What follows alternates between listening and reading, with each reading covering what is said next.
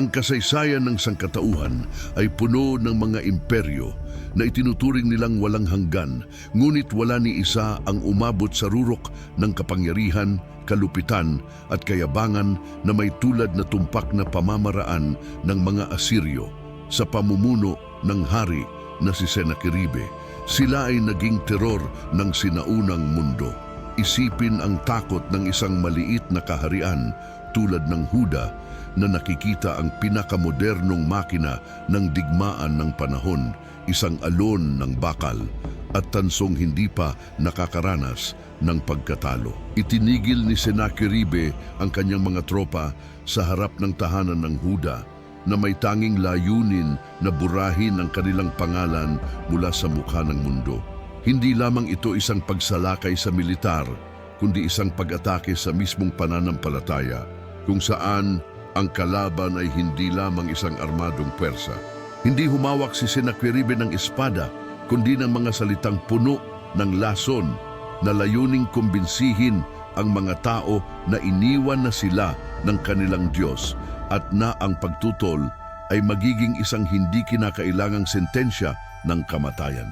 Ang labanan na ating ikukwento ay kumakatawan sa huling pagtutok ng isang tao na itinuturing ang sarili bilang isang Diyos at ang soberanya ng iisang tunay na Diyos. Isang tunggalian kung saan ang katahimikan mula sa langit ay nagsilbing preludyo sa isang pagsabog ng katarungan na nagbago ng takbo ng kasaysayan ng universo.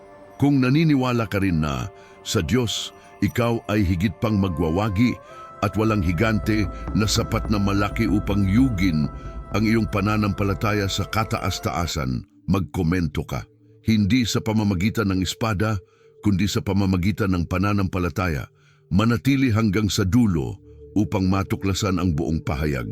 At kung pinahahalagahan mo ang mga malalim na pagsusuri ng kasulatan, mag-subscribe upang hindi mawalan ng aming susunod na kwento, ang pag-akyat ng anino ng Assyria.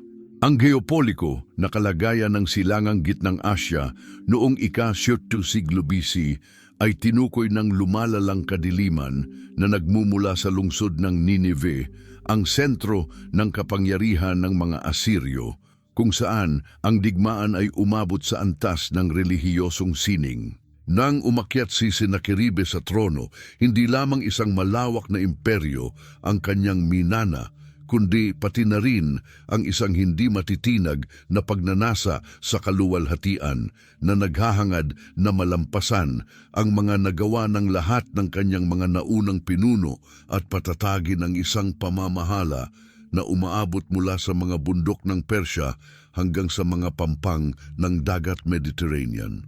Hindi lamang mga mananakop ang mga Asiryo.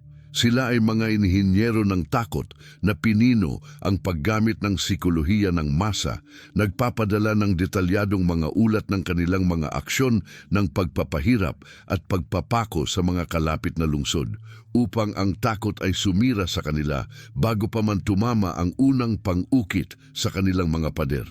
Sa mga palasyo ng Nineveh, ipinagmamalaki ng mga ukit sa bato ang kalupitan ni Senakeribe, na ipinapakita ang hari bilang isang dambuhalang naguukit ng mga tao tulad ng mga putik mula sa kalye, isang imahe na layuning wasakin ang moralidad ng sinumang pinuno na mag-iisip ng kalayaan.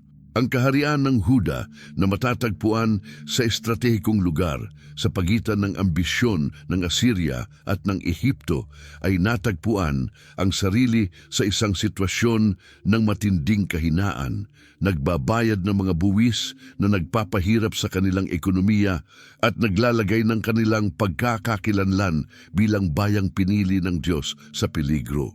Ang pagbagsak ng kaharian ng Hilaga Israel sa ilalim ng dominyo ng Assyria ilang taon bago ay nagsilbing isang madugong paalala ng kung ano ang nangyayari kapag nawawala ang proteksyon ng Diyos at ang kapangyarihan ng Assyria ay hinaharap ng walang mga kaalyadong makalangit. Ang mga kalsada ng Huda ay puno ng mga nagtatago na nagdadala ng mga kwento ng teror tungkol sa mga nasirang lungsod at mga taniman na nasugat na hindi na tumubo.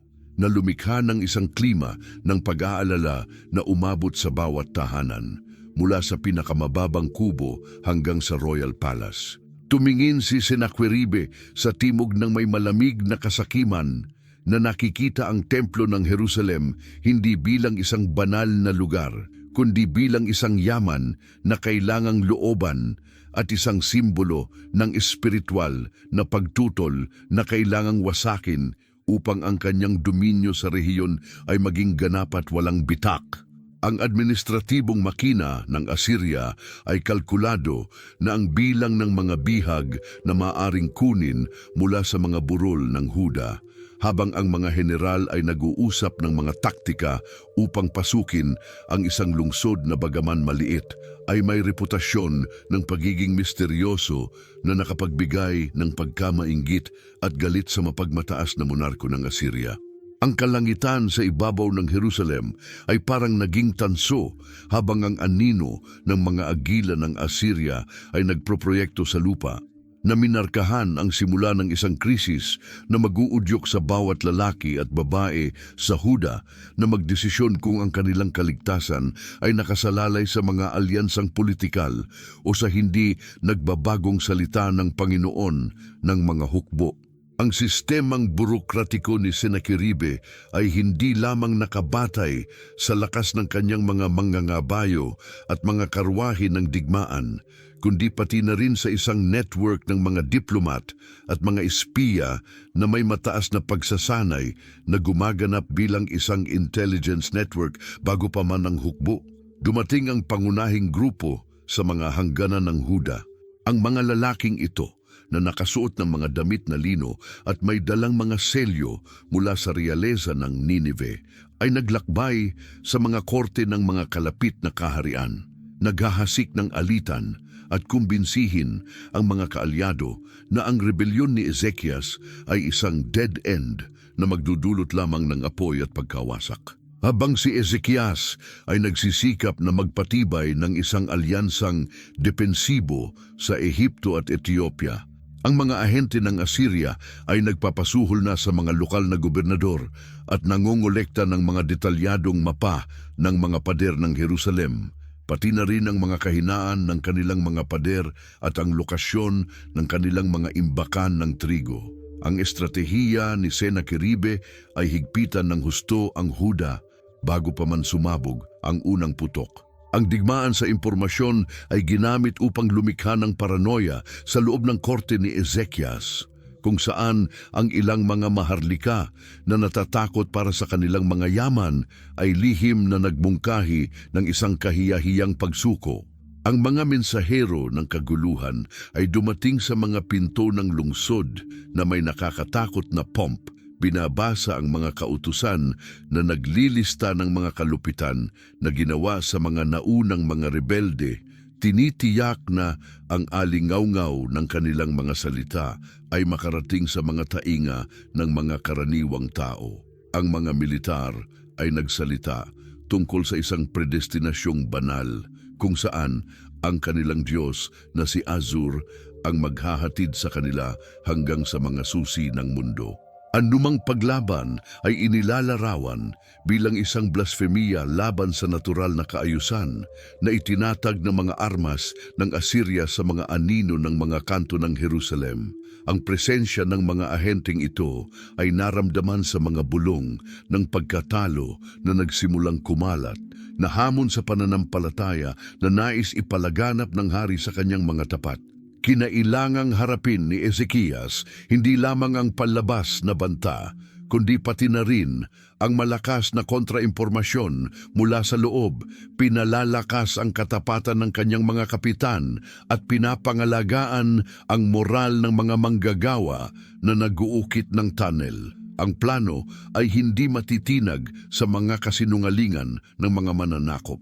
Ang yugtong ito ng kampanya ay isang laban ng mga kalooban at salita, kung saan ang katahimikan ng Diyos ay nasubok ng tuloy-tuloy na bibig ng isang imperyo na ginamit ang komunikasyon bilang isang sandata ng malawakang pagkawasak laban sa pag-asa. Sinimulan ni Ezekias ang kanyang pamumuno sa isang panahon ng ganap na espiritual na pagkawasak. Naglalakad sa mga guho ng pagtalikod na iniwan ng kanyang ama, na si Akaz nang isinara ang mga pintuan ng templo at nagtayo ng mga altar para sa mga paganong Diyos sa bawat kanto ng Jerusalem. Kabaligtaran ng kanyang ama, si Ezekias ay may malinaw na pananaw at isang matibay na determinasyon na ibalik ang tipan sa Diyos, na nauunawaan na ang pampulitikang krisis ng Huda ay isang sintomas lamang ng isang mas malalim na sakit, ang hindi pananampalataya sa relihiyon. Sa isang kagyat na pagkilos na halos nagbigay ng banal na desperasyon, inutusan ng batang hari ang muling pagbubukas ng bahay ng Diyos sa unang buwan ng kanyang pamumuno. Tinawag ang mga Levita upang linisin ang santuwaryo at alisin ang bawat bakas ng idolatriya na dumungis sa pinakabanal na lugar sa loob ng mga dekada. Hindi siya tumigil sa isang mababaw na reforma.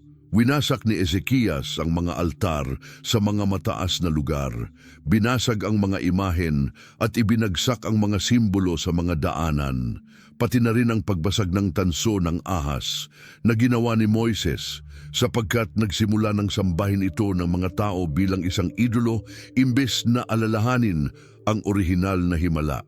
Inilalarawan ng ikalawang aklat ng mga kronika, Kabanata 29, kung paano pinaalalahanan ni Ezekias ang mga pare na huwag maging pabaya, binibigyang diin sa kanila na pinili sila ng Diyos upang maglingkod sa kanyang harapan, na muling ibinabalik ang dignidad ng pagsamba at ang pag-asa sa isang bayan na nararamdaman na nawawala at naglalakbay sa dilim. Ang panloob na paglilinis na ito ay nagsilbing paunang hakbang para sa kanyang pinakamapangahas na desisyong pampulitika. Ang pagtanggi na magpatuloy sa pagbabayad ng isang kahihiyang buwis kay Senakeribe, isang hakbang na itinuturing ng marami sa kanyang mga tagapayo bilang diplomatikong pagpapakamatay. Ngunit para kay Ezekias, ito ay isang pahayag ng espiritual na kalayaan. Alam ng hari na sa pagtangging punduhan ng makina ng digmaan ng Assyria, siya ay nag-aanyaya ng digmaan sa pintuan ng kanyang lungsod. Kaya't nagsimula siya ng isang matinding paghahanda, kasama na ang pagpapalakas ng mga pader ng lungsod at pagtatayo ng mga karagdagang tore ng depensa. Isa sa kanyang pinakamalaking tagumpay sa inhenyeriya ay ang pagpapadala ng mga tubig mula sa bukal ng Gihon sa pamamagitan ng isang tunnel na hinukay sa matigas na bato papasok sa lungsod. Isang obra maestra ng pagpaplano na tinitiyak na habang ang mga kaaway ay nagsisigaw sa Jerusalem, ang lungsod ay magkakaroon ng walang katapusang supply ng malinis na tubig. Hindi nais ni Ezekias na magdusa ang mga naninirahan sa labas ng mga pader dahil sa uhaw. Ninais na mawalan ng tubig ang Jerusalem. Siya ay isang mistiko na pasibo, isang estratega na naniniwala na ang pananampalataya at sipag ay dapat maglakbay ng magkasama, at na ang proteksyon ng Diyos ay ipapakita sa pamamagitan ng karunungan at masigasig na pagtatrabaho ng isang bayan na tapat. Ang kanilang buhay ay isang patotoo na ang tunay na reforma ay nagsisimula sa puso at umaabot sa infrastruktura ng bansa, na naghahanda sa daan para sa isang salungatan kung saan ang integridad ng isang tao ay makikialam sa brutalidad ng isang imperyo.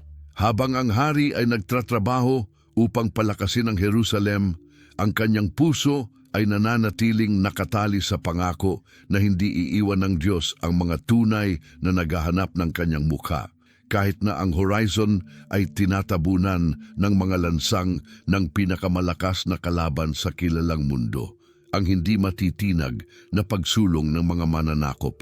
Ang tugon ni Senakeribe sa rebelyon ni Ezekias ay isang mobilisasyong militar ng mga epikong sukat, isang pagpapakita ng lakas na nilalayong hindi na muling mangahas na hamunin ng ibang bansa ang pamamahala ng Assyria. Ang hukbong Asiryo ay gumalaw na parang isang sumasabog na baha isang compact na masa ng mabigat na infanterya, elite na mga archery at mga karwahe ng digmaan na gumagamit ng pinakabagong teknolohiya upang sirain ang lahat sa kanilang daraanan. Inilarawan ng mga kronika ng Assyria ng detalyado kung paano sinakop ni Sennacherib at sinalakay ang K-20 na puok na may mga pader ng Huda gamit ang malalaking rampa at mga pang-ukit na may balat ng basang leather upang labanan ang mga naglalagablab na palaso ng mga tagapagtanggol.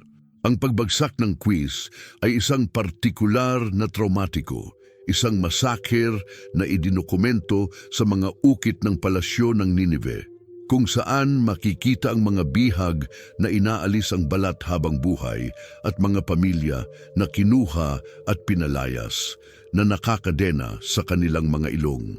Mula sa kampo sa isla, ang amoy ng kamatayan at usok ay kumalat sa mga lambak na umaabot sa mga naninirahan sa Jerusalem na takot na pinapanood ang mga haligi ng usok mula sa mga kalapit na lungsod na tumataas patungo sa langit na nagsisilibing senyales ng hindi matitinag na pagsulong ng pagkawasak. Si Sennacherib ay hindi lamang naghahangad ng teritorial na pananakop, kundi ang pag-aalis ng moralidad ng Huda.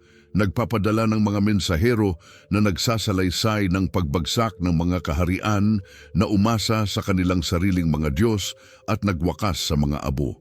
Bawat hakbang ng mga sundalo ng Assyria ay idinisenyo upang lumikha ng isang pakiramdam ng hindi maiiwasan na parang ang tadhana mismo ay nakasulat sa wika ng Ninive at walang kapangyarihan sa universo na makakapagbago sa kurso ng tagumpay ng Assyria.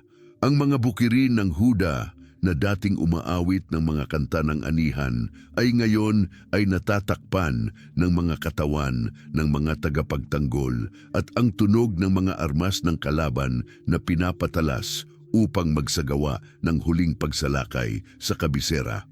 Ang hari ng Assyria ay nararamdaman ang kanyang sarili bilang isang mang-uusig na sa wakas ay nanganlong ng kanyang biktima.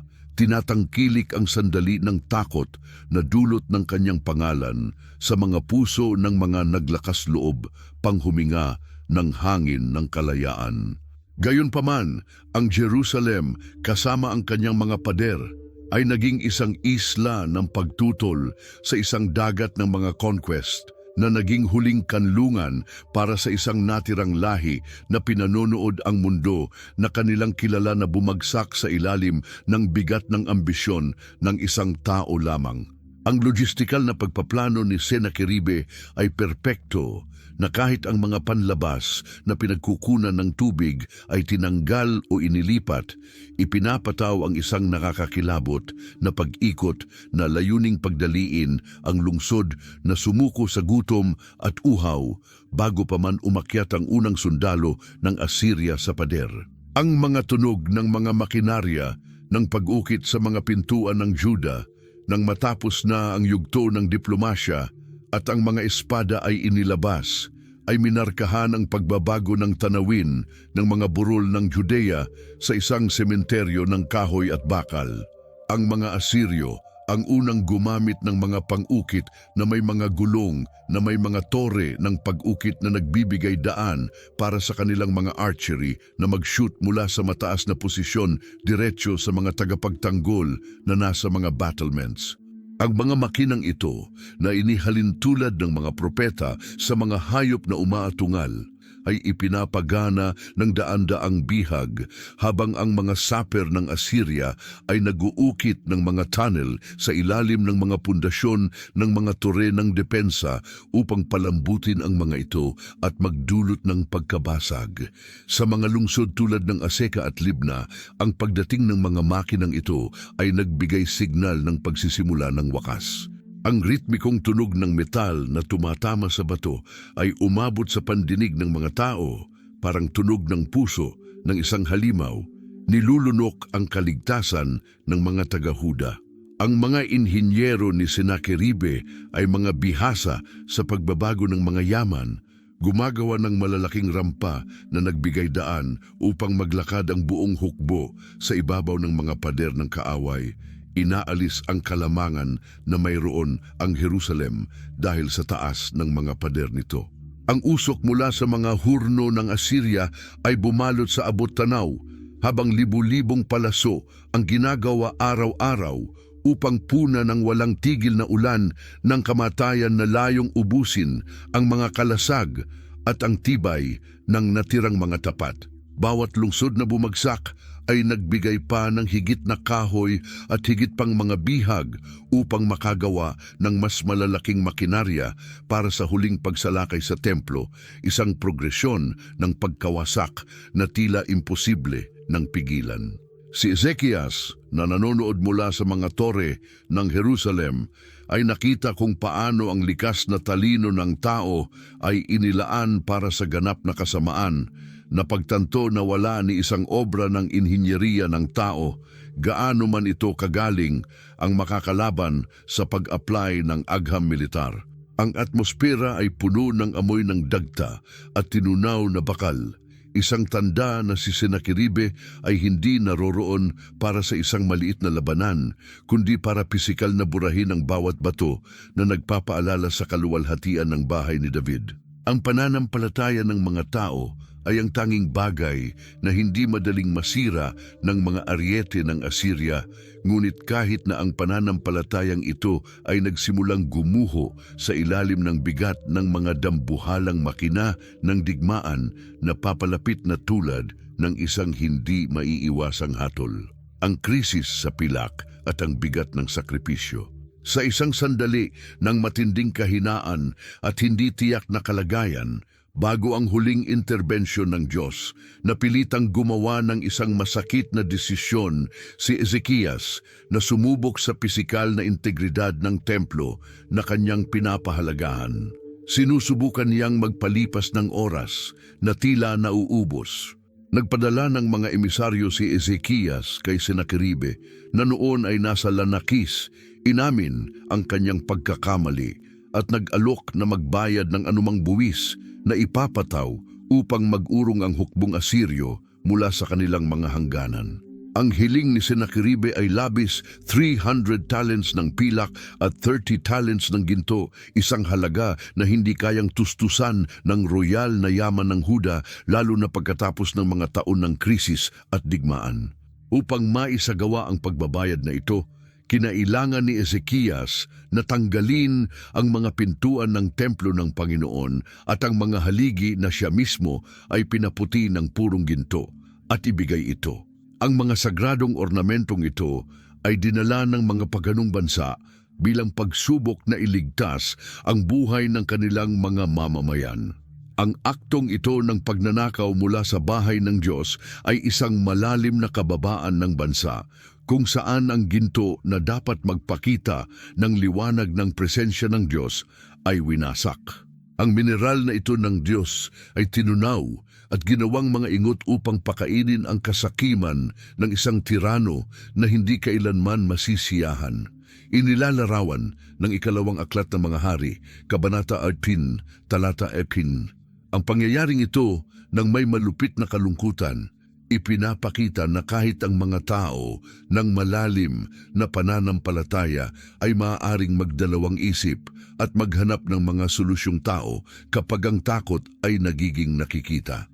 Gayunpaman, ang sakripisyong ito ay napatunayan na walang silbi sapagkat kinuha ni Senakeribe ang ginto at pera, ngunit hindi nito pinigilan ang kanilang pagsulong, pinapatunayan na hindi ka maaaring makipagkasundo sa dilim o bumili ng kapayapaan mula sa isang nilalang na nais ang iyong pagkalipol.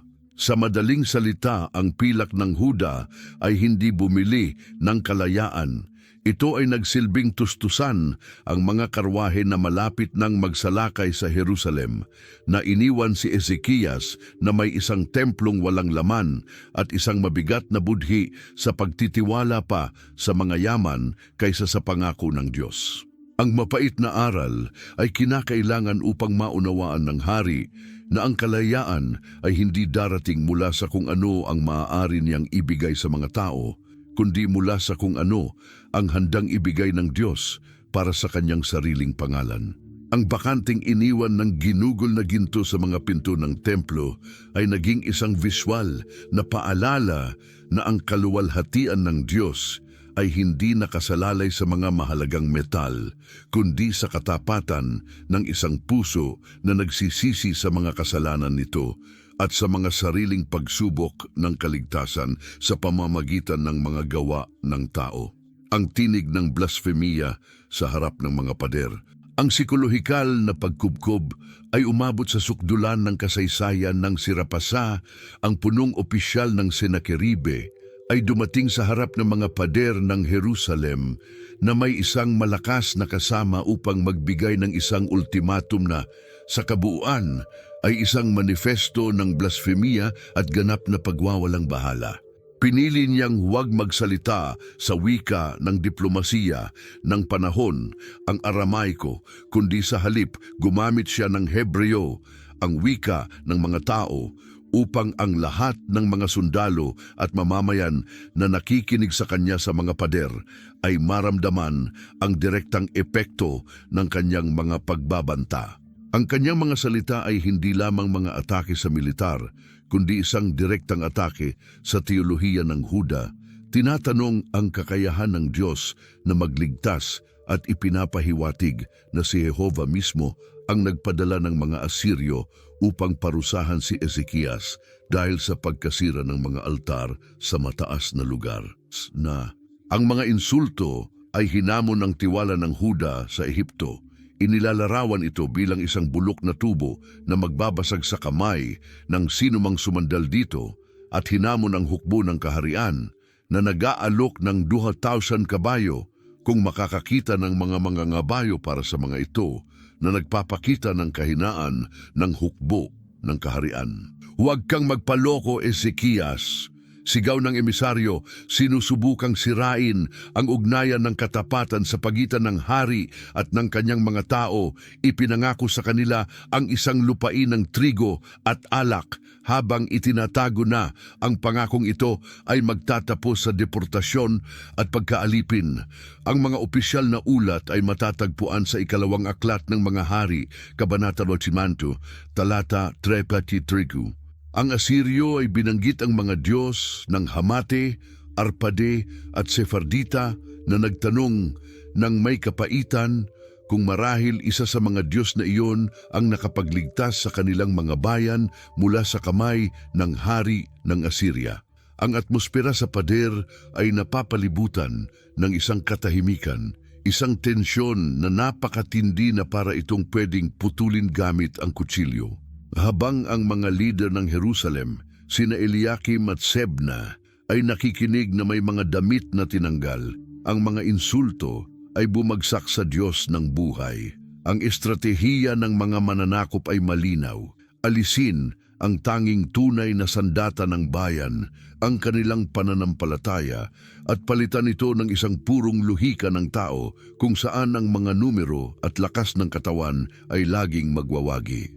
Bawat salita ng blasfemia ay isang direktang hamon sa soberanya ng lumikha, isang pagpulso na layuning pilitin ang Diyos na lumabas mula sa kanyang katahimikan o pahintulutan ang kanyang pangalan na madungisan ng pagkatalo. Ang mga taga-Jerusalem ay naharap sa isang espiritual na sangangdaan, nakatagpo ng tinig ng isang kalaban na tila may lahat ng ebidensya na ang mundo ay tumatalikod sa kanilang pabor, habang ang Diyos ng kanilang mga magulang ay nananatili na hindi nakikita at tahimik sa likod ng mga kurtina ng templo. Ang pag-iyak ng mga ministro at ang sigaw ng bayan. Pagkatapos ng kabiguan ng diplomasya at pagbabayad ng buwis, si Rapasa ay bumalik na may muling galit at ang tanawin sa mga pinto ng Jerusalem ay naging isang tanawin ng ganap na kalungkutan. Ang lugar ay naging isang libingan ng mga pag-asa nang bumalik ang mga ministro ni Ezekias sa palasyo na may mga damit na muling isinusuong. Sina Eliakim, anak ni Hilkias, ang nangangalaga sa tahanan, at si Sebna ang tagasulat, at ako, anak ni Asafe, ang tagapamahala, ay naglakad sa mga kalye ng lungsod na may mga ulo na tinakpan ng abo, simbolo ng pagdadalamhati ng isang bansang tila hatid na sa kamatayan. Ang mga tao, nang makita ang kanilang mga lider sa ganitong desperasyon, ay nagsimulang umiyak sa mga pook, at ang tunog ng kanilang pagluhod ay nakalubog sa hangin na nagdadala ng mga sigaw ng digmaan mula sa kampo ng Asiryo na kumakalat tulad ng isang itim na mantsa sa paligid ng mga pader. Hindi ito isang sigaw ng takot na pagsuko, kundi isang punit ng isang kaluluwa ng bayan na nanonood ng kanilang banal na pamana na nilalait ng mga banyaga na hindi nakakaalam ng batas ng Diyos ni ang paggalang sa buhay ng tao. Ang mga ina ay niyayakap ang kanilang mga anak sa katahimikan ng mga bahay, habang ang mga matanda ay nagbabalik tanaw sa mga pangako sa mga patriarka, nagtatanong kung ang katapusan ng lahi ni David ay dumating na sa kamay ng isang idolatron. Ang tensyon ay napakataas na kahit anong galaw sa pader ay nagdudulot ng takot. Ngunit sa gitna ng mga iyak, isang sigaw ang nagsimulang magbago, hindi na naghahanap ng pilak o mga alyansa, kundi ang purong katarungan mula sa langit. Nagsimulang maunawaan ng bayan na sila ay nag-iisa sa pisikal na mundo, na ang Ehipto ay hindi darating, at na ang mga lungsod ng Huda ay hindi na muling mabubuhay. Sila ay umiiral upang matulungan sila na ang Jerusalem ay magiging huling dambana ng pananampalataya sa lupa. Ang sandali ng ganap na pagkawasak ay naging matabang lupa kung saan ang panalangin ni Ezekias ay mag-uugat. Sapagkat kapag ang tao ay umabot na sa dulo ng kanyang mga yaman, doon magsisimula ang Diyos sa paggamit ng kanyang mga tao. Ang mga luha ng mga ministro ay nagbigay ng daan patungo sa templo, na nagmamarka ng paglilipat mula sa isang pampulitikang pagtutol patungo sa isang ganap na espiritual na pagdepende na siyang magiging katalista para sa pinakamalaking milagro ng kanilang henerasyon. Ang pagdadalamhati ng Jerusalem ay narating ang tainga ng Diyos, hindi bilang isang reklamo, kundi bilang ang pag-amin ng isang bansa na sa wakas ay nakilala na. Kung wala ang kanilang lumikha, sila ay isang alikabok na nakatakdang ihiwa-hiwalay ng hangin ng disyertong, ang kanlungan ng hari sa bahay ng Diyos. Ang reaksyon ni Ezekias nang matanggap ang ulat ng mga salita ni Rapasa ay nagmarka ng isang mahalagang sandali sa krisis.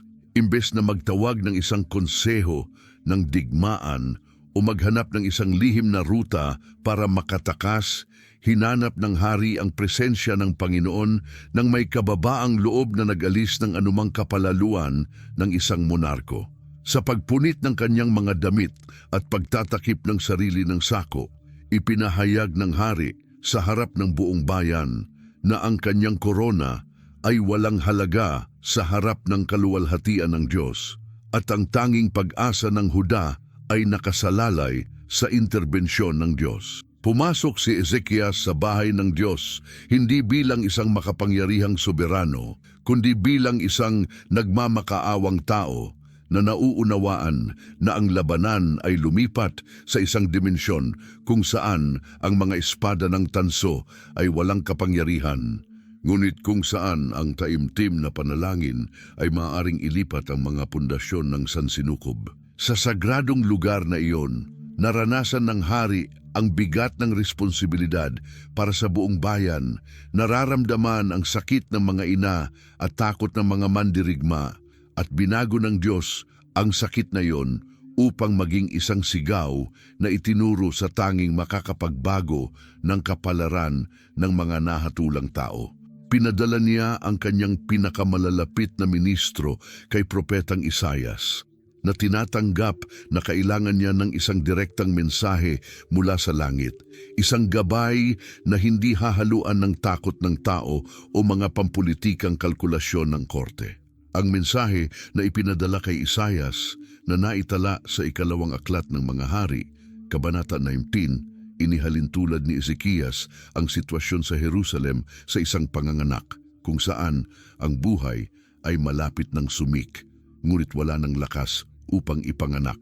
Isang imahe ng ganap na kawalan ng kapangyarihan at ganap na pagdepende. Hindi nagbargain si Ezekias sa Diyos sa pamamagitan ng mga pangako o mga sakripisyo sa hinaharap. Ipinakita niya lang ang realidad ng blasfemiya ng mga Asiryo at nanalangin sa Panginoon na pakinggan ang mga salitang kanyang binanggit.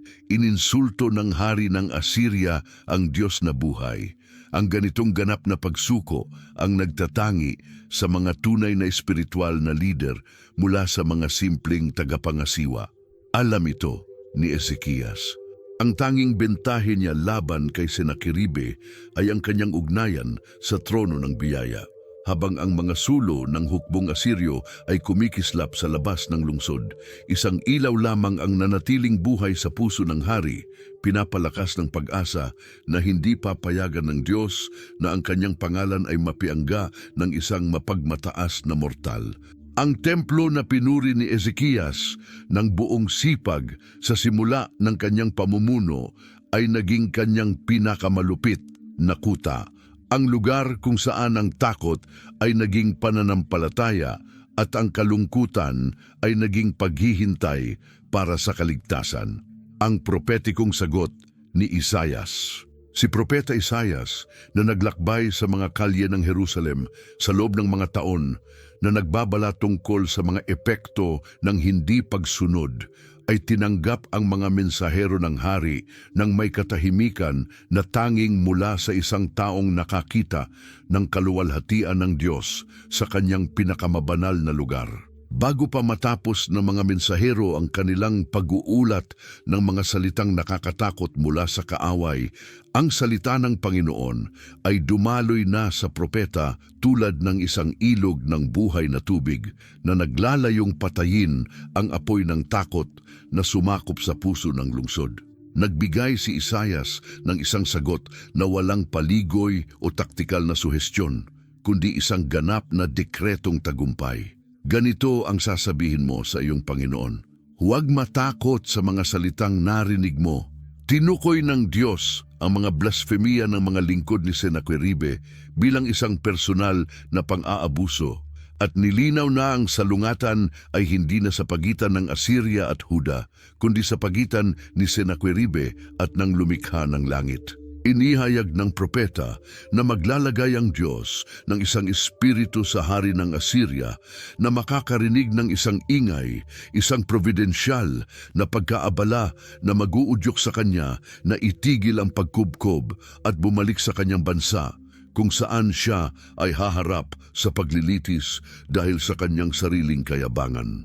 Gaya ng nakasulat sa Isaias Kabanata 37, Talata 7, ang opinyon ng propeta ay ganap na at nagsasalita siya tungkol sa hinaharap na parang ito'y isang natapos na pangyayari na nakatala na sa mga tala ng langit.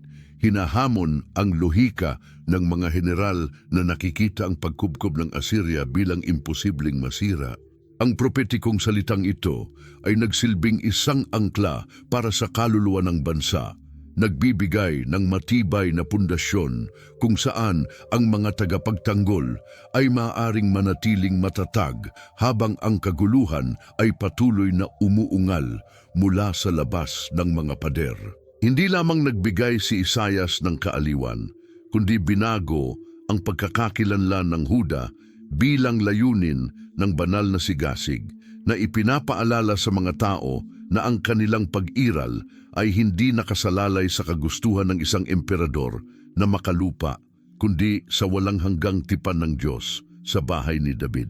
Ang presensya ng propeta sa lungsod ay isang makikitang paalala na ang langit ay hindi tahimik, kundi aktibo, ipinoproseso ang hatol laban sa kalupitan at kayabangan na kinakatawan ng mga Asiryo.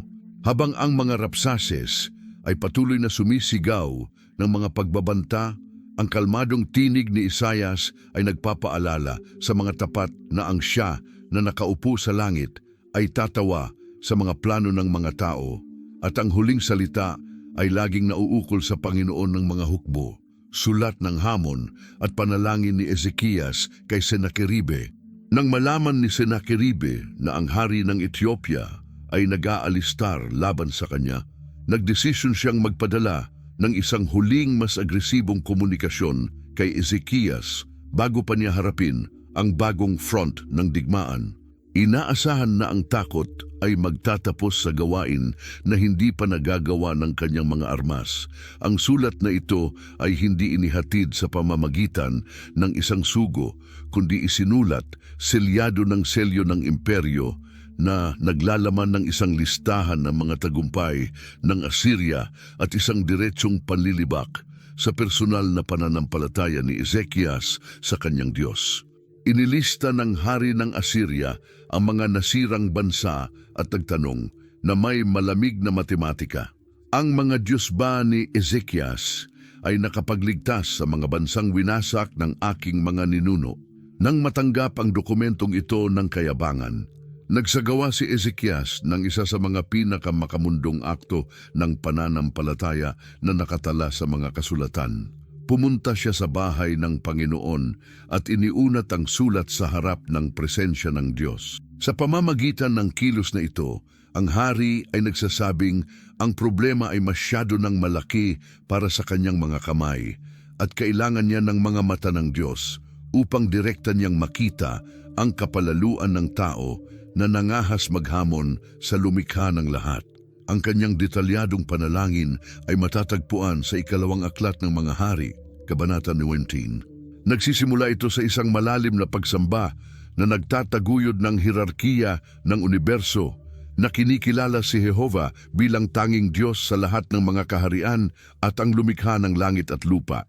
Tapat na inamin ni Ezekias na ang mga balita tungkol sa pagkawasak ng ibang mga bansa ay totoo. Ngunit itinuro niya na ang mga Diyos na iyon ay peke, likha ng mga tao at kaya hindi kayang kumilos o magligtas. Ang pinakapuso ng kanyang apela ay hindi lamang para sa kaligtasan ng Huda, kundi para sa pagpaparangal ng kaluwalhatian ng Diyos sa harapan ng lahat ng mga bansa. Humihiling ng kaligtasan upang malaman ng lahat ng mga bansa na ang Panginoon lamang ay Diyos. Ang panalangin na ito ay hindi isang takot na bulong, kundi isang sigaw ng espiritual na autoridad na humihiling ng katarungan mula sa hukom ng buong mundo na inilalagay ang karangalan ng Diyos bilang pangunahing argumento ng kanyang paninindigan.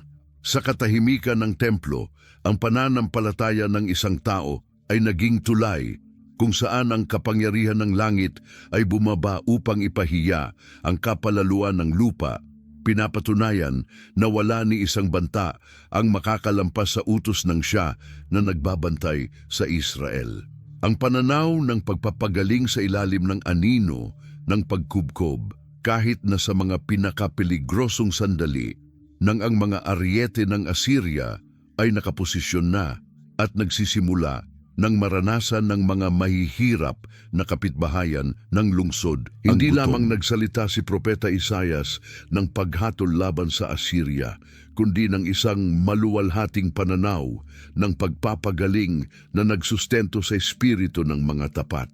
Naglakbay si Isaias sa mga pader, hindi upang inspeksyonin ang mga bato, kundi upang ipahayag na mula sa Jerusalem ay darating ang isang natirang lahi at mula sa bundok ng Sion ang mga maliligtas. Tinitiyak na ang sigasig ng Panginoon ng mga hukbo ang gagawa nito dahil sa kanyang tipan, sa kanyang bayan. Ang propetikong pananaw na ito ay parang isang apoy na nagpainit sa mga sundalo sa mga malamig na gabi ng kanilang pangangalaga, na nagpapaalala sa kanila na ang kanilang lungsod ay hindi lamang isang kuta ng bato, kundi ang lungsod ng dakilang hari, ang sentro ng isang layunin, isang walang hanggang panahon na hindi kayang unawain ni Sennacherib. Nagsalita ang propeta tungkol sa isang panahon kung saan ang mga sibat ay magiging mga araro at kung saan ang disyerto ay mamumunga. Mga salitang tila kabaliwan habang ang pinakamalupit na hukbo sa kasaysayan ay kumubkob sa kanila, ngunit para sa mga may espiritual na pandinig, Iyon lamang ang tanging tunay na realidad. Hinamon ni Isaias ang naratibo ng Assyria nang hindi maiiwasang pagkatalo.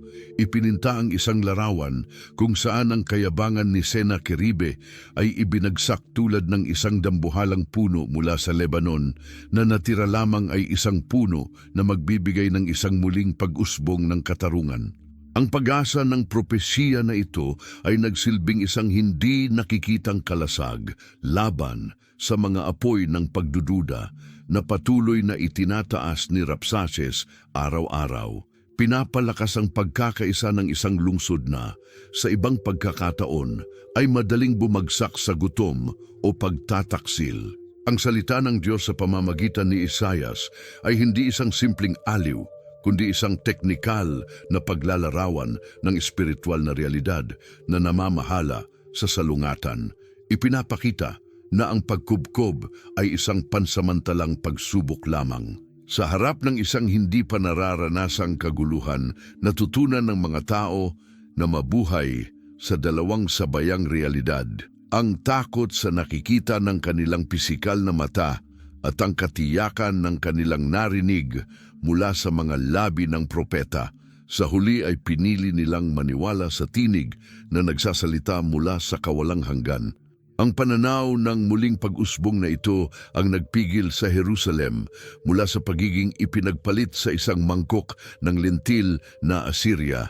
Pinapanatili ang kabanalan nito sa gitna ng dumi ng digmaan at pinaghahanda ang puso ng bansa upang tanggapin ang milagro ng may pasasalamat at hindi lamang ng kaluwagan. Ang hamon sa mga Diyos ng mga bansa. Isa sa mga pinakamatinding taktika ni Senakeribe ay ang pampublikong pagpapakita ng mga idolo mula sa ibang mga bansa. Ipinapakita ang mga ito bilang mga tropeyo ng digmaan upang ipakita na walang espiritual na kapangyarihan ang makalalaban sa kanilang pag-usad. Ang mananakop ay sumigaw mula sa ilalim ng pader.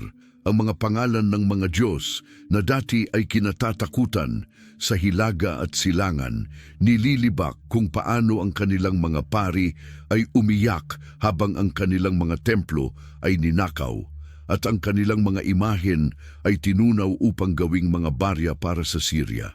Ang hamon na ito ay hindi lamang laban sa Huda, kundi isang deklarasyon ng digmaan laban sa mismong konsepto ng pagkadiyos na hindi sumusunod sa trono ng Ninive. Itinataguyod si Senakeribe bilang pinakamataas na Diyos na humuhusga sa mga mas mababang Diyos ng lupa. Gayunpaman, ang parehong kayabangan na ito ang naging dahilan ng kanyang pagkalugmok sapagkat nang ikonekta ni Senakeribe ang buhay na Diyos ng Israel sa mga idolo ng kahoy at bato ng Hamate at Arpade, nagkamali siya sa teolohiya na nagdulot ng hatol ng Diyos. Narinig ng mga tao ng Huda ang mga insulto at ginabayan ni Ezekias. Pinanatili nila ang isang banal na katahimikan sapagkat ang hari ay nag-utos na huwag tumugon sa blasfemo ng isang salita.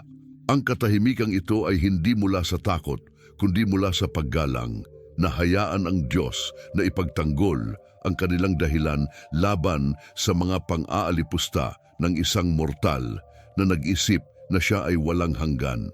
Ang pagkakaiba ng mga idolo na may mga mata ngunit hindi nakakakita, at ang Diyos ng Israel na nakakakita mula sa kawalang hanggan ay naging focus ng espiritual na paglaban ng Jerusalem.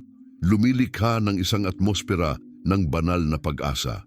Alam ni Ezekias na ang bawat salita ng pang-aalipusta na binigkas ng mga Rapsaces laban sa kataas-taasan ay isa pang pako sa kabaong ng hukbong Asiryo, sapagkat ang Diyos ay masigasig sa kanyang kaluwalhatian at hindi pinapayagan ang kanyang pangalan na maparam sa walang hanggan.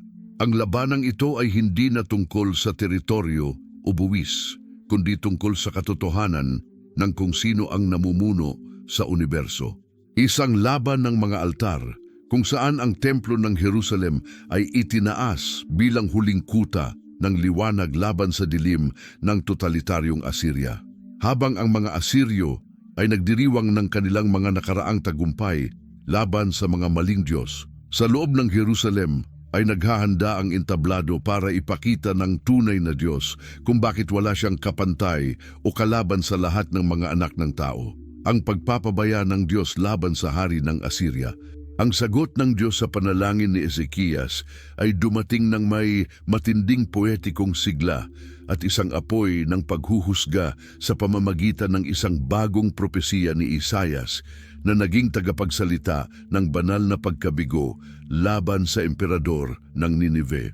Ang mensahe ng Diyos ay isang obra maestra ng ironya at autoridad kung saan ang Panginoon ay tumawa sa mga pretensyon ni Senakeribe. Tinatawag siya na magbigay hesabi sa kanyang espiritual na pagkabulag at kamangmangan tungkol sa kung sino ang tunay na may akda ng kanyang mga nakaraang tagumpay. Kanino kayo nag-insulto at nagblasfemya? Tanong ng Panginoon mula sa kanyang trono. Ipinapakita na ang bawat isa sa mga mapagmataas na salita ng Asiryo ay itinatala bilang isang direktang pag-atake laban sa banal ng Israel.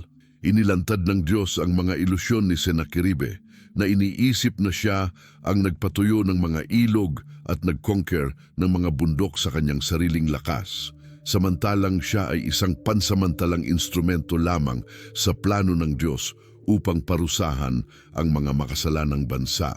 Ang propesya ay nagsasaad na dahil sa kanyang kayabangan, ilalagay ng Diyos ang kanyang pangil sa ilong ng hari at ang kanyang mga kontrol sa kanyang mga labi tulad ng ginagawa ng mga Asiryo sa kanilang mga bihag upang pilitin siya na bumalik sa kanyang lupain na may buntot sa pagitan ng kanyang mga binti.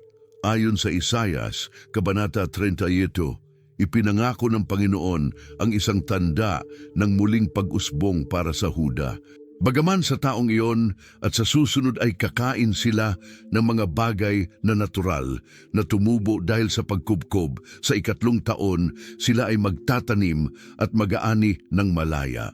Ang huling dekrito ay ganap, hindi papasok ang hari ng Assyria sa Jerusalem, hindi sisimulan ang isang sagupaan.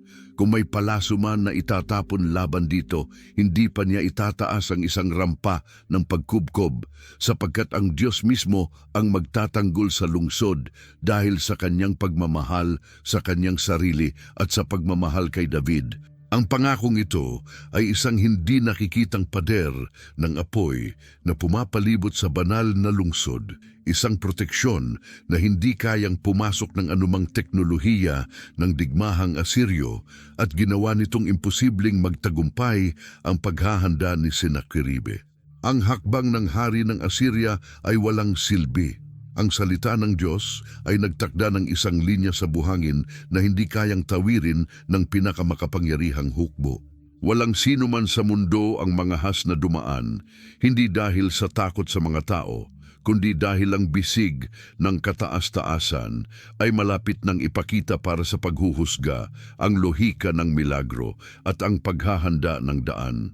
Habang ang pagkubkob ay tumitindi, ang buhay sa Jerusalem ay naging isang laban para sa kaligtasan, disiplina at pananampalataya, kung saan ang bawat patak ng tubig at bawat piraso ng tinapay ay iniingat-ingatan ng isang karunungang itinayo ni Ezekias ilang buwan bago.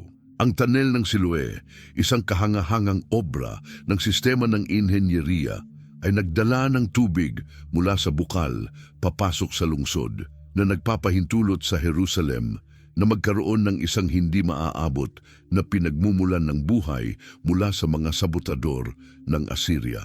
Ang supply ng tubig na ito ay hindi lamang mahalaga para sa pisikal na kaligtasan, kundi naging isang espiritual na simbolo ng biyaya ng Diyos na dumadaloy ng tahimik habang ang mundo sa labas ay umaatungal sa uhaw at puot.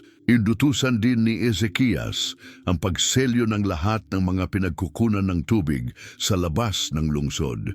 Pinipilit ang malaking hukbong Asiryo na umasa sa malalayong at magastos na supply na nagdulot ng isang tensyon sa lohistikang hindi isinasaalang-alang ni Senakeribe sa kanyang kayabangan. Ang mga pader ay pinagtibay gamit ang mga kahoy na sedro at karagdagang mga layer ng bato, at ang mga primitibong catapult ay ininstall.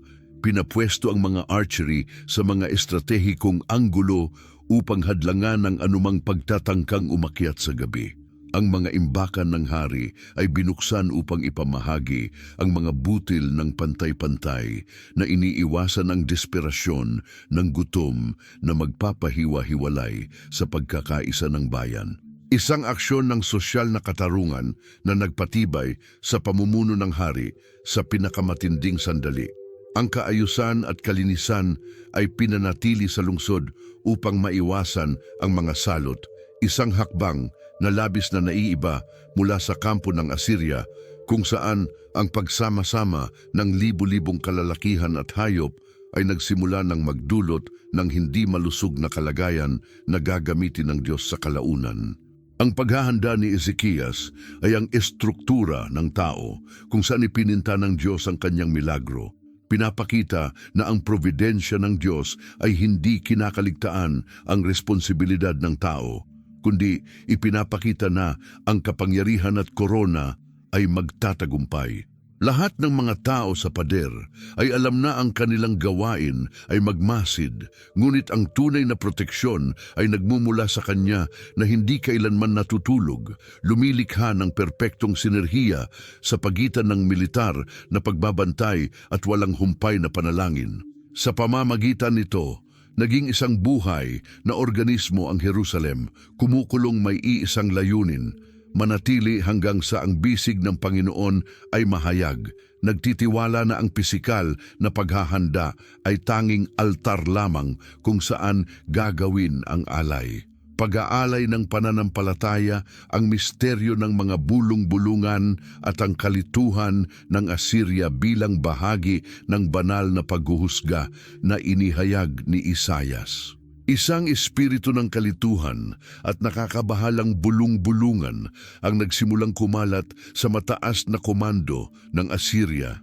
Pinapalakas ang mga alinlangan ni Senakeribe na nag-alinlangan habang siya ay naghahanda para sa huling hampas. Dumating ang balita ng galaw ng mga tropa ng hari ng Ethiopia, si Tiraka, na naglalakad na may isang malaking hukbo upang tulungan ang Huda, na pinilit si Senakeribe na hatiin ang kanyang mga puwersa at muling isaalang-alang ang kanyang estratehiya sa pagkubkob. Ang bulong-bulungan na ito ay hindi isang koinsidensya ng geopolitika, kundi isang banal na hakbang upang iligaw ang mandaragit at bigyan siya ng pahinga sa harap ng mga pader. Ipinapakita na ang Diyos ay may kontrol sa mga galaw ng lahat ng mga bansa upang protektahan ang kanyang mga pinili. Nagsimulang mangyari ang paranoia sa mga general ng Assyria na nagsimulang maghinala ng mga pagtataksil sa loob at mga espiya na nakapasok. Pinapalakas ang pagkakawatak-watak na nagbigay sa kanila ng tagumpay sa loob ng maraming taon. Si Senakeribe nahulog sa pagitan ng kagustuhang wasakin ang Jerusalem at ang pangangailangan upang protektahan ang kanyang mga gilid mula sa mga Ethiopia, ay nagsimulang magkamali sa mga taktika at magpadala ng magkasalungat na mga mensahe na nagdulot ng kalituhan sa kanyang sariling kadena ng pamamahala. Ang kanyang tinig na dati matatag at blasfemo ay nanginginig sa galit at hinala sapagkat si hari ng Assyria ay unang nakaramdam na ang mga sinulid ng kasaysayan ay dumadaan sa kanyang mga daliri. Ang pakiramdam ng takot ay ang unang tanda na ang kamay ng Diyos ay kumikilos. Sa hindi nakikitang kaharian, binibigyan ng kahinaan ang kalaban bago durugin ang kanyang pisikal na katawan. Ngunit sa Jerusalem, ang balita ng pagdating ng mga Ethiopia ay hindi nakita bilang kaligtasan ng sangkatauhan, kundi bilang isang patunay na ang Diyos ay gumagalaw sa mga piraso ng pandaigdigang chessboard upang paboran ang kanyang layunin. Ang kalituhan sa kampo ng Assyria ay isang eko ng paghuhusga laban sa mga mapagmataas na umaasa lamang sa kanilang sariling talino. ay naging biktima ng kanilang sariling mga bangungot at mga hindi makatwirang takot. Ginamit ng Diyos ang parehong mga hakbang na ginamit ni Senakeribe upang terrorize sa pamamagitan ng bulong-bulungan at maling balita upang pabagsakin ang kanyang gobyerno, wasakin ang kanyang puso at ihanda siya para sa huling pagkatalo sa gabi ng anghel. Ang pag-iisa ng propeta sa bantayog, si Isayas, ang lalaking nagdala sa kanyang mga balikat ng bigat ng banal na pahayag, ay dumaan sa mahabang mga gabi ng panalangin at pagbabantay. Tinitingnan mula sa taas ng lungsod ang dagat ng mga sulo ng Assyria na pinalilibutan ang Sion. Ang kanyang kalungkutan ay hindi mula sa pag-iisa, kundi mula sa malalim na pakikipag-isa sa kataas-taasan, kaya't ang mga pagbabanta ng lupa ay tila maliliit na bulong-bulungan kumpara sa ugong ng kaluwalhatian ng langit. Nakita ng propeta higit pa sa mga karwahe ng bakal. Nakita niya ang mga langit na hukbo na handang mag-intervene at ang kanyang tungkulin ay panatilihing buhay ang ilaw ng pag-asa sa isang lungsod na madalas ay tanging ang kamatayan lamang ang nakikita na nag-aabang sa kanto. Ang bawat salita na binanggit ni Isayas ay nagdadala ng bigat ng kawalang hanggan at ang kanyang sariling presensya sa mga kalye ng lungsod ay nagbigay ng respeto na nagpapatahimik sa kaguluhan at pinipigilan ang mga sigaw ng takot. Hindi madali ang maging tagapaghatid ng isang pangako na kasing tindi kapag ang pisikal na realidad ay sigaw ng kabaligtaran. Ngunit hindi nag-alinlangan si Isayas dahil ang kanyang mga mata ay nakita ang hari, ang Panginoon ng mga hukbo na nakaupo sa isang trono na mataas at dakila. Ang kanyang panalangin ay naging isang hindi nakikitang pader na nagprotekta sa kaluluwa ni Ezekias, nagbibigay ng lakas sa hari upang hindi magbitiw kapag ang mga pampulitikang presyon ay naging hindi kayang tiisin. Naunawaan ng propeta na ang Jerusalem ay isang entablado para sa isang kosmikong drama na makakaapekto sa lahat ng henerasyon. At ang kanyang katapatan sa sandaling ito ng krisis ay tinitiyak na ang mensahe ng kaligtasan ng Diyos ay hindi mawawala sa gitna ng mga guho ng digmaan.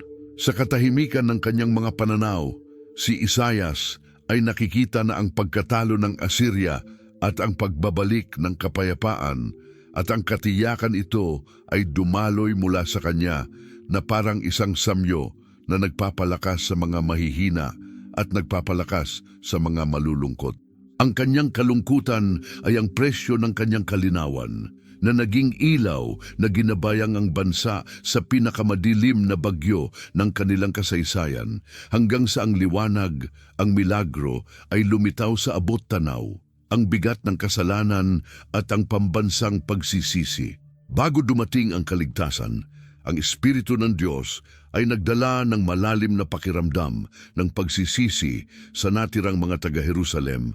Tinutulungan silang maunawaan na ang kanilang kasalukuyang kalagayan ay hindi isang aksidenteng pampulitika, kundi bunga ng mga taon ng paglayo mula sa mga utos ng Diyos.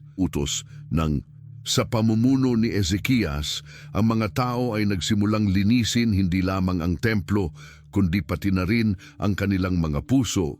Iniiwan ang mga kasanayan ng hindi pagkakapantay-pantay sa lipunan at ang mga natitirang bakas ng mga paganong pamahiin na patuloy na umiiral sa kultura. Ang pagkubkob ay nagsilbing isang hurno kung saan ang hindi dalisay na pananampalataya ay natupok sa apoy at tanging ang ginto ng tunay na debosyon ang nanatili, pinagsama ang mga mayayaman at mahihirap na nagsisigaw ng sama-samang habag at kapatawaran. Ang hari mismo ay nagbigay ng halimbawa na nagpapakumbaba at humihingi ng patnubay mula sa Diyos na may pusong punit, na nagbigay daan para sa biyaya ng proteksyon ng Diyos na dumaloy ng malaya sa lungsod.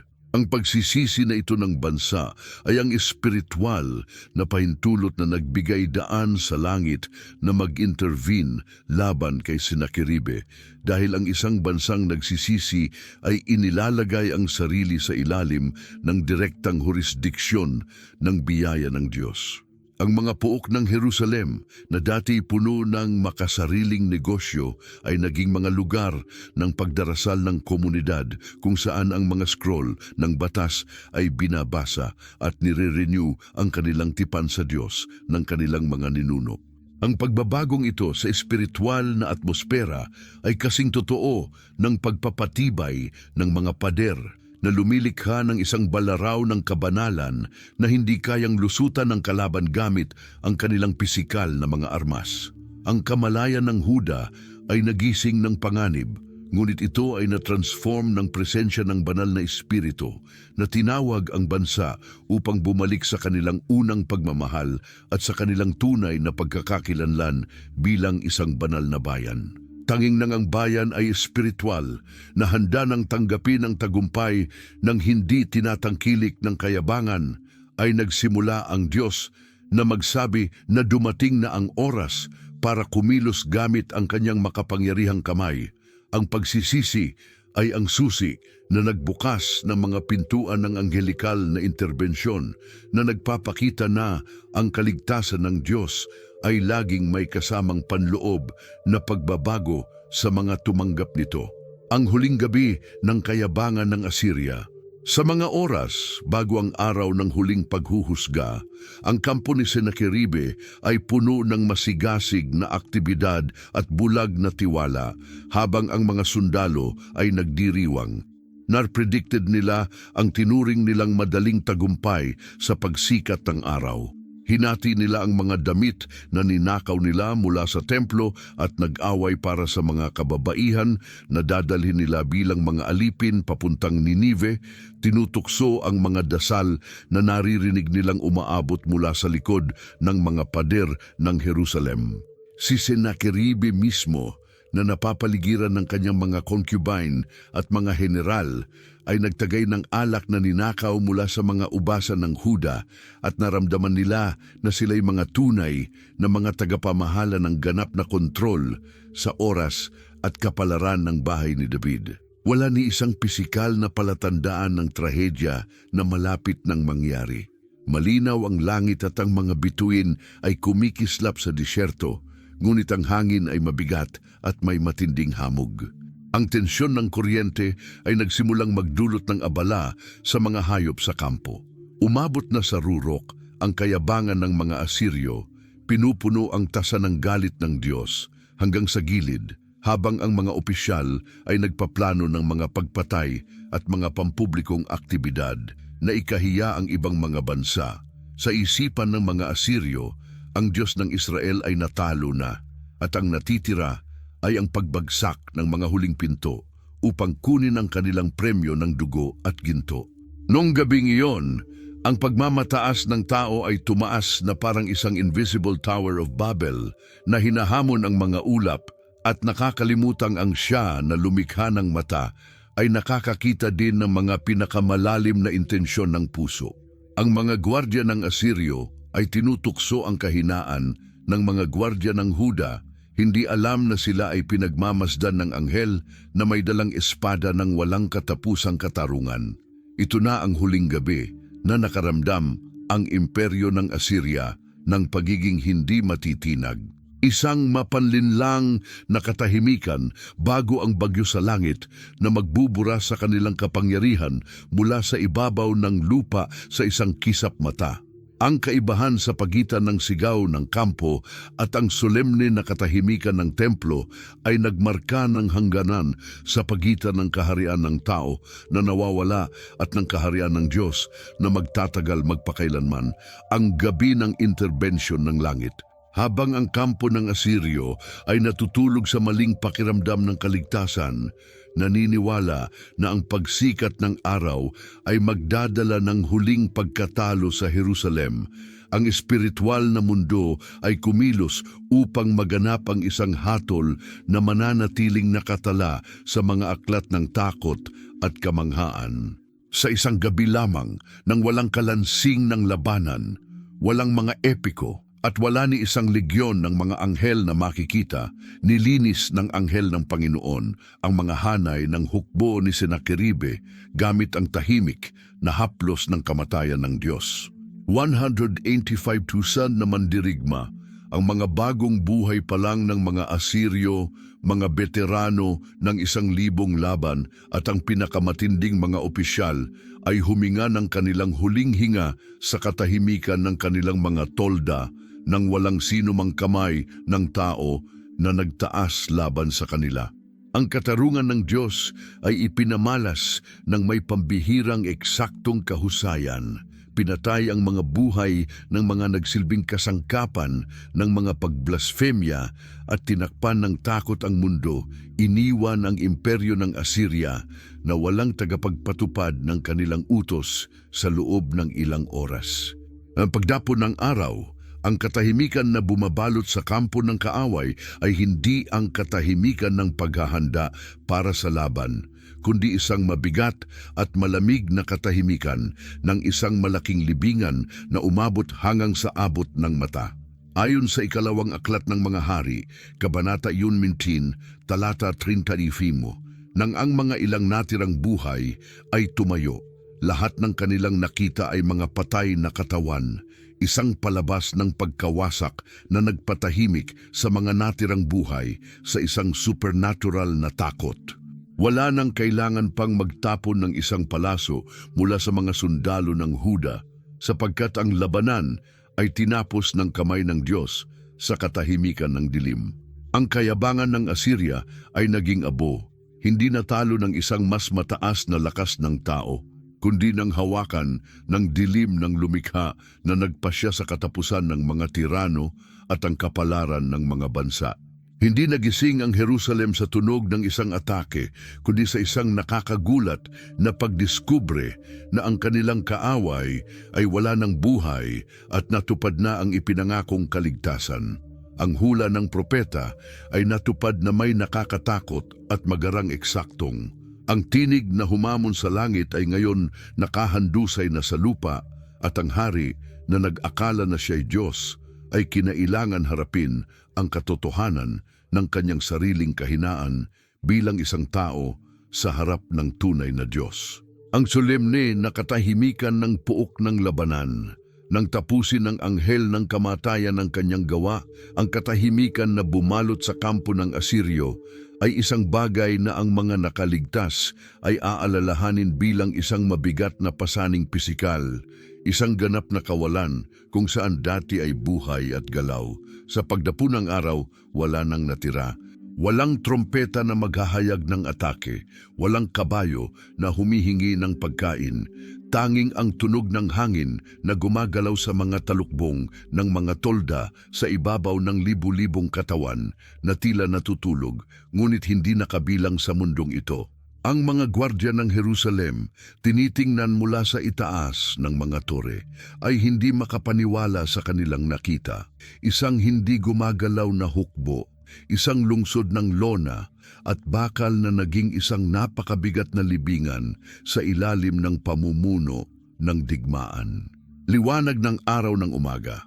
Ang horror ng tanawin ay hindi maipaliwanag dahil walang tanda ng labanan ni dugo.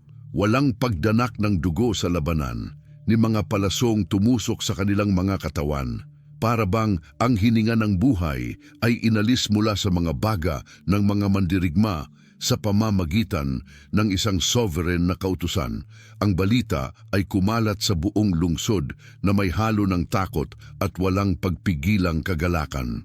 Habang ang mga tao ay dahan-dahang lumabas mula sa mga pinto upang makita ang paghuhusga ng Diyos, gamit ang kanilang sariling mga mata, ang mga natirang Asiryo, kabilang na si Senakeribe, ay naglakad bilang mga anino sa pagitan ng mga katawan ng kanilang mga kasamahan, hindi maintindihan kung paano nila naranasan ang pagbagsak mula sa kaluwalhatian patungo sa pagkatalo. Isang kabuuang desolasyon sa isang gabi. Ang puok ng labanan ay naging isang monumento sa kawalan ng kakayahan ng tao sa harap ng ganitong pagkawasak ng kapangyarihan ng kataas-taasan. Isang paalala na isang anghel ng Diyos ay higit na malakas kaysa sa buong puwersa ng militar ng pinakamalakas na bansa sa mundo. Jerusalem ay naging saksi sa isang kaligtasan na hindi nangangailangan ng sakripisyo ng sinuman sa kanilang mga anak, dahil ang Panginoon ng mga hukbo ay nagpasya na sa pagkakataong ito. Ang tagumpay ay magiging tanging sa Kanya upang walang sinuman ang makapagmamataas. Ang katahimikan ng kampo ay ang eko ng Kanyang tinig. Ang Diyos na nagsabi, "Hanggang dito ka lang," ay tinapos magpakailanman ng blasfemya na nagtangkang magbastos sa Kanyang banal na lungsod. Ang pagtakas ng isang nahiyang hari, si Senakeribe, ang monarkang nag-akala na siya ang sentro ng universo, ngunit naging isang takas, tumakas na desperado sa pagitan ng mga patay na katawan ng kanyang sariling mga sundalo, na alam na ang kanilang pagkatalo ay hindi gawa ng tao, kundi isang lakas na hindi niya kayang maunawaan o labanan. Ang pagurong patungong Nineveh ay naging isang pagsubok ng kahihiyan at desperasyon, dumadaan sa isang landas na dating tinahak ng may labis na pagmamataas, habang ang bulong-bulungan ng kanyang kahihiyan ay kumakalat sa harap ng kanyang mga karwahe. Ang psikolohikal na epekto ng pagkatalo ay nakakalunos hindi lamang sa hari, kundi pati na rin sa buong bayan. Ang sistema ng paniniwala ng Assyria na nakasalalay sa patuloy na pabor ng kanilang mga Diyos na mandirigma at sa hindi pagkatalo ng kanilang mga armas ay tinamaan ng pagkatalo. Nang bumalik siya sa kanyang kabisera, sinubukan ni Senakeribe na panatilihin ang hitsura ng kapangyarihan. Ngunit ang pagkawala ng kanyang pangunahing hukbo ay nag-iwan sa imperyo sa pagkawasak. Mahina sa mga pag-aalsa sa loob at sa presyon ng mga kalaban na dati nanginginig sa takot sa pangalan niya. Ang figura ng dakilang mananakop ay nawala, pinalitan ng isang taong tinanggap at natalo ng Diyos ng isang maliit na kaharian na siya mismo ay nilait. Ang kanyang mga opisyal na inskripsyon, kahit na sinubukang itago ang kalubhaan ng kalamidad, ay hindi nakapaglinis ng katotohanan na hindi kailanman bumagsak ang Jerusalem, at ang kanyang kampanya sa Huda ay nagtapos sa isang walang kapantay na kalamidad sa kasaysayan ng Assyria. Ang pagtakas ni Senakeribe ay naging isang buhay na patunay na ang kayabangan ay may hangganan, at ang hangganang iyon ay itinatag ng Diyos. Siya ang nagpapakumbaba sa mga hari at itinatayo ang mga mahihina mula sa kanilang pagkakalugmok. Ang hari ng Assyria ay nagbalik sa kanyang mga palasyo sa Nineveh, sinusubukang kalimutan ang eko ng mga blasfemiya na kanyang ipinahayag laban sa langit, habang ang bigat ng paghuhusga ay nagpapahirap sa kanya. Ang banal ay patuloy na sumusunod sa kanya kahit sa kaligtasan ng kanyang sariling lungsod. Ang kanyang pagbabalik ay hindi naganap ng triumphant, kundi nagsimula ng isang personal at pampulitikang pagbagsak na magpapatunay na walang sinuman ang maaaring magpatawa sa Diyos ng walang kaparusahan. Karansan sa pangmatagalang epekto, ang pagnanakaw ng biyaya at ang mga labi ng pananampalataya. Matapos ang pagkumpirma ng pagkamatay ng hukbo, ang mga Asiryo, ang bayan ng Jerusalem na nasa bingit ng kamatayan dahil sa gutom, biglang nakatagpo ng kasaganaan na lampas pa sa kanilang mga pangarap, dahil ang kampo ng kalaban ay puno ng suplay, ginto, armas at mga yaman mula sa lahat ng mga bansang nasakop na inipon ni Senakeribe sa mga tao ng kalupitan at pagnanakaw. Ibinigay ito ng Diyos sa mga kamay ng kanyang bayan sa isang araw, binago ang kakulangan at naging kasaganaan na nagbigay daan sa mabilis na muling pagtatayo ng buong kaharian. Ang pagnanakaw mula sa kampo ng Assyria ay hindi lamang isang pagkolekta ng mga bagay, kundi isang simbolo ng katarungang nagpapanumbalik ng Diyos na ibinabalik ng buo ang mga bagay na sinubukang agawin ng kalaban mula sa kanyang mga anak.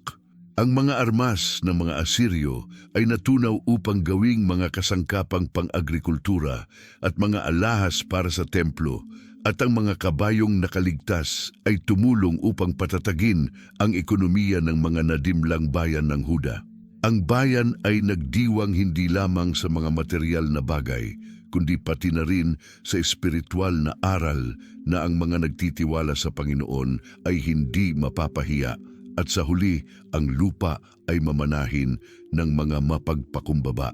Pinamahalaan ni Ezekias ang yaman na ito ng matalino, tinitiyak na ang templo ay maibabalik sa isang kaluwalhatian na mas mataas pa kaysa noong ito ay ninakaw upang makalikom ng mga walang kwentang buwis. Bawat piraso ng ginto na nakuha mula sa kampo ng Assyria ay patunay na ang Diyos ang may-ari ng lahat ng pilak at ginto, at maaari niyang ilipat ang mga yaman ng mga masama sa mga kamay ng mga matuwid sa tamang oras. Ang mga nalabing yaman ng pananampalataya ay naging gasolina na nagbigay daan sa Huda upang umunlad sa mga susunod na taon.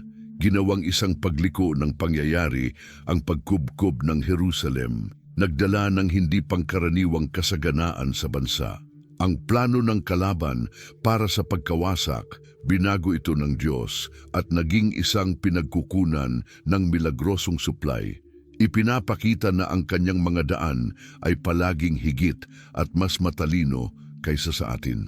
Ang huling paghuhukom sa templo ni Nisroch. Ang kasaysayan ng kayabangan ni Senakeribe ay natapos sa isang paraan na hindi sa kaluwalhatian ng labanan, kundi sa dilim ng isang paganong templo kung saan ang hari ay naghanap ng pabor mula sa isang Diyos na bingi at pipi.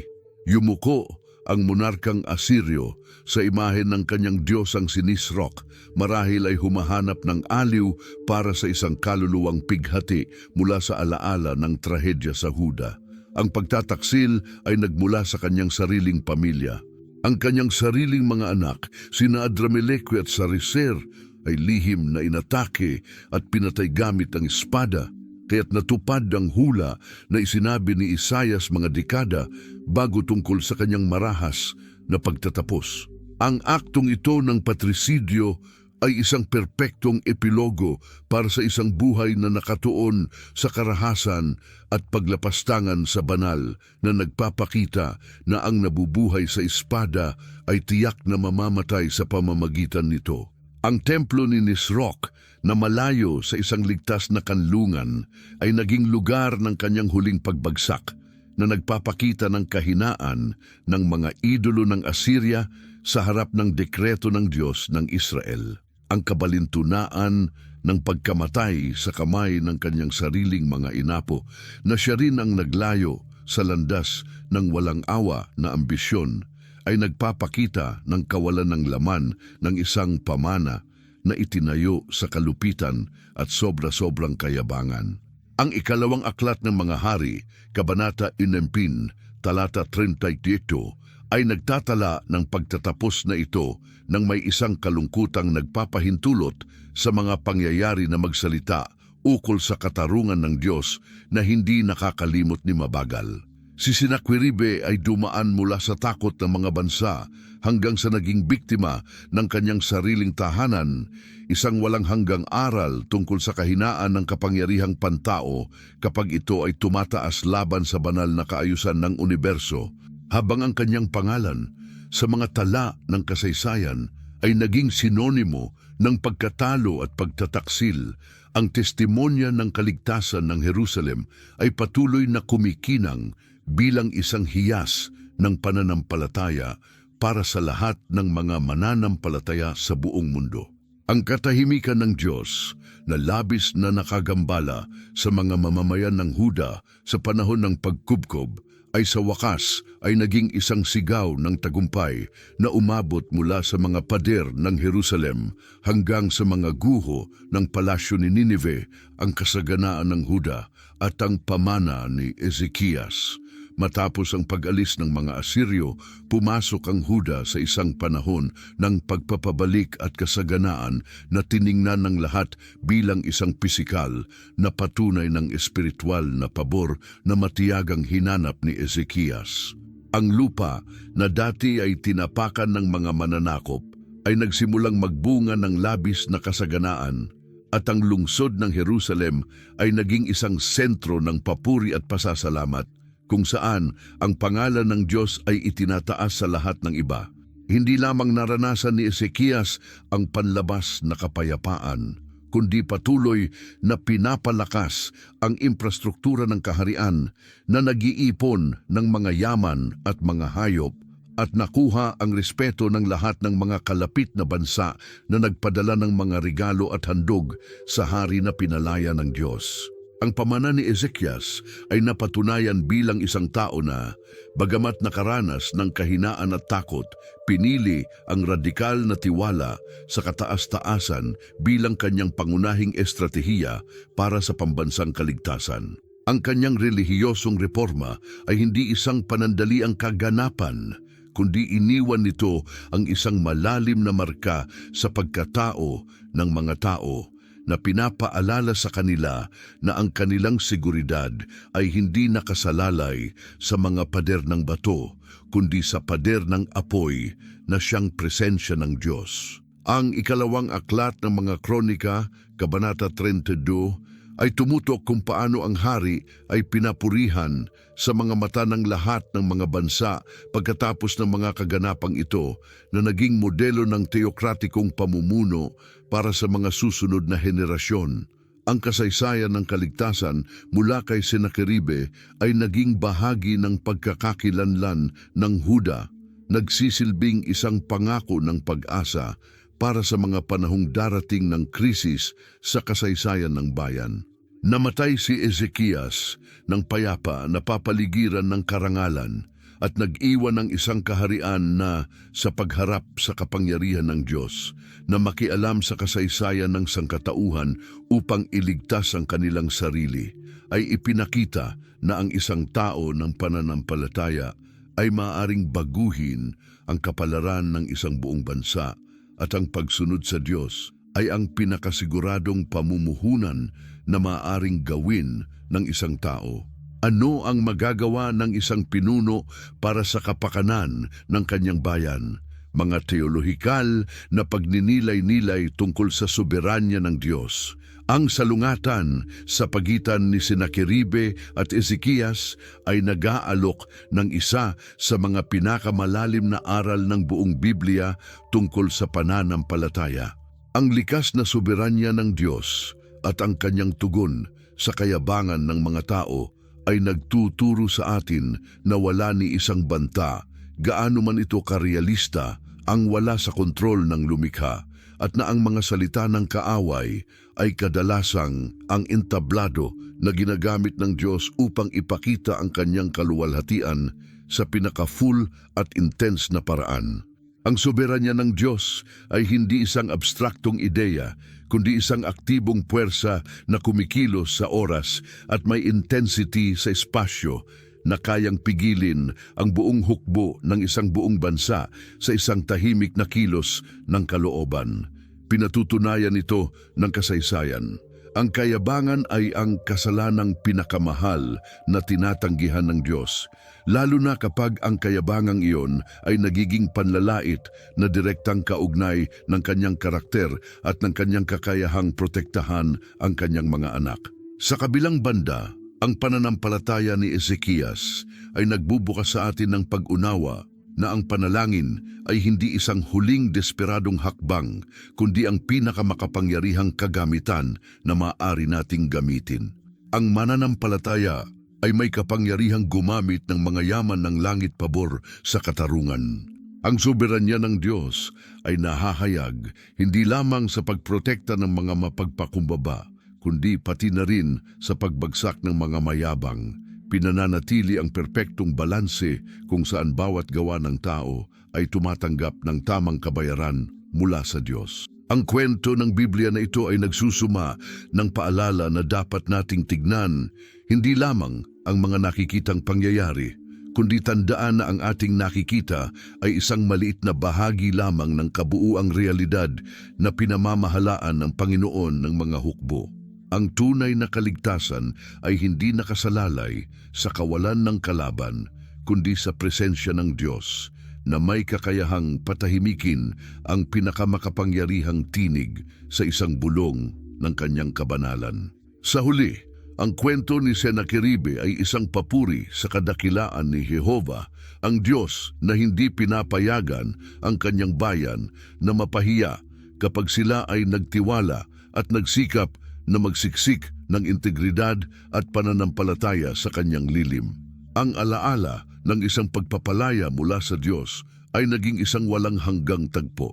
Hindi lamang ang kaganapan ng mga salmo, kundi pati na rin ang mga propesya sa buong henerasyon ng Israel.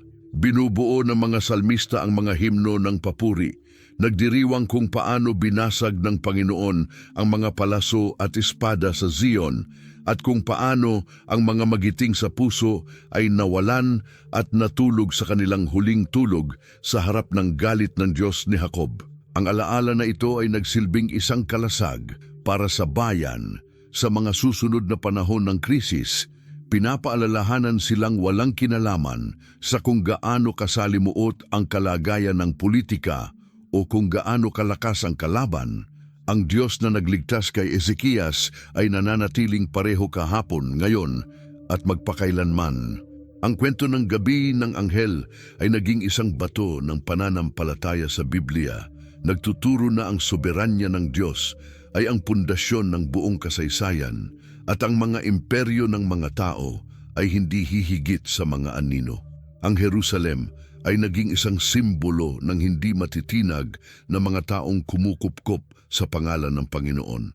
At ang walang laman na libingan ng mga Asiryano ay naging isang monumento ng patunay na wala nang makakalaban sa lumikha at magtatagumpay. Ang pamana ng tagumpay na ito ay hindi lamang militar o pampolitika, kundi ng malalim na teolohiya. Nagtataguyod na ang kaluwalhatian ng Diyos ay nakakabit sa pagprotekta ng kanyang bayan kapag sila ay namumuhay sa pagsunod at pananampalataya. Sa loob ng mga siglo, kapag ang ibang mga tirano ay tumayo na may katulad na kayabangan ni Senakeribe, ang mga tapat na tao ay bumalik sa kwentong ito upang maghanap ng lakas, upang magpatuloy at maghintay sa tamang oras ng Diyos. Ang tinig ng kalaban ay pinatahimik sa araw na iyon upang ang tinig ng papuri ay magbigay daan na mas malakas. Ipinahayag na si Jehova ay hari sa buong mundo at ang kanyang awa ay magtatagal magpakailanman sa mga natatakot sa kanya.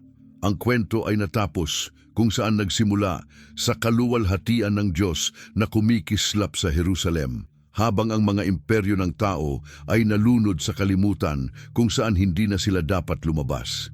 Ang ekos ng tagumpay sa mga nakaraang siglo. Ang kwento ng pagkatalo ni Senakeribe ay nagsilbing isang ilaw sa daan para sa mga tao na nakaranas ng pagkubkob ng kanilang sariling mga hukbo ng pagdududa at pananakot. Ang mga taktika ng rapasa, takot, kasinungalingan at pang-aasar ay patuloy na ginagamit ng dilim sa kasalukuyan upang subukang wasakin ang tiwala ng mga anak ng Diyos sa kanyang mga pangako. Ang tagumpay sa Jerusalem ay nagpapatibay sa atin na ang Diyos ni Ezekias ay buhay at ang kanyang kamay ay hindi mahina upang iligtas ang mga nagsusumamo sa kanya ng tapat sa kanilang pagluha. Ang kwentong ito ay nagsusuma at nagsusulong sa atin upang iangat ang ating mga ulo sa ibabaw ng mga pader ng ating mga limitasyon at tignan ang mga hinaharap na naghihintay sa atin. Ang kampo ng kalaban ay tiningnan ng mga mata ng pananampalataya na alam na ang pagdapo ng araw ng Diyos ay palaging nagdadala ng pagkatalo ng kasamaan.